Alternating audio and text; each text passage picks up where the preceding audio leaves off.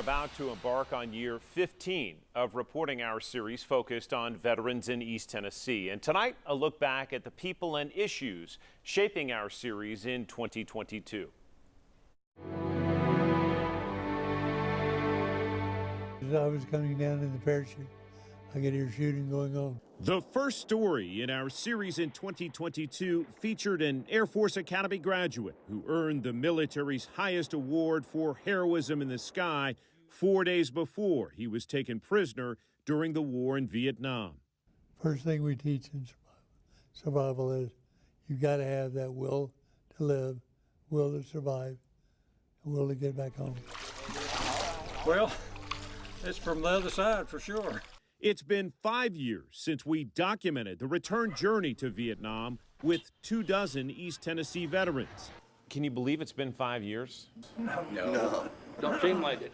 And in early 2022, we reconnected and reflected with a few of the 24 veterans on that trip. As far as trips go, it rates right at the top, I think mostly because of the guys here, the whole group.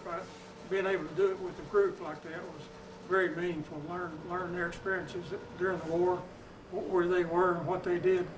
Raise your hand if you would go back. Everybody would. No hesitation. I think all of us that went back together and everything, it just made us all closer. It's yeah. Family now. By spring, a time of rebirth, our series again turned to a plague in the veteran community, suicide, and a 39-year-old combat medic in East Tennessee who took his own life. It is more than just Serene now. You know, it is, there's a lot of people that have a lot of problems that come back from the war, and if they go fight for this country, they should get the help that they deserve. I don't know what the solution is, but I want change, and I want to find a way to protect the veterans and do more for them. Because I know there are great men and women that work at the VA. But at the same time, I know a great man that's no longer here with his family, with his daughter, with his mother. And so what I see is a failure, but I can't blame it on the VA. It's my failure. In March, we featured a successful connection, a local family reuniting with a box of mementos encompassing the short life of a Knoxville soldier decades after he was killed in combat. In your mind, this is long overdue. Yeah, I think so. Like I said, it's 102 years in the making, and we need one. A first glimpse of a memorial to fallen soldiers tied to the University of Tennessee took shape in 2022. And we introduced you to veterans caring for fellow veterans at their final resting place. My nephew's dad is buried here. So you're caring for relatives as well? Yes. The last soldier killed in America's longest war was the subject of a series of our stories in 2022.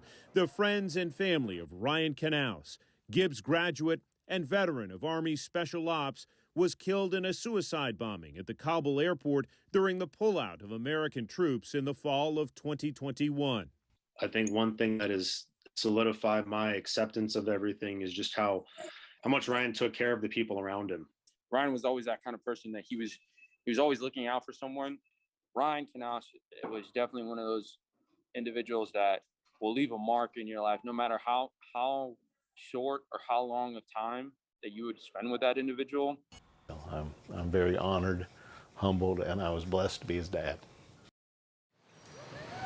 We rode alongside a veteran, proving he is more able than disabled, and reconnected with a history detective on foreign soil, ensuring the Veterans Memorial in Knoxville includes the stories and pictures of men lost at war.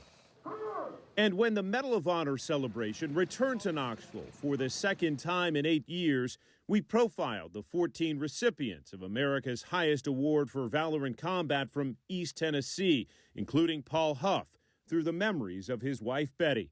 Did he ever talk about his war service? Only the funny stuff. Only the funny stuff? I miss him every day. He's been gone in September. It'll be 28 years. In year 14 of our series, we profiled a grateful son, a veteran artist, and saddled up for a ride across the cattle ranch of a combat medic in Vietnam who credits horses for healing the scars of war.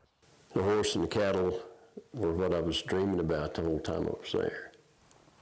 And then coming back and being able to be around them sure helped out.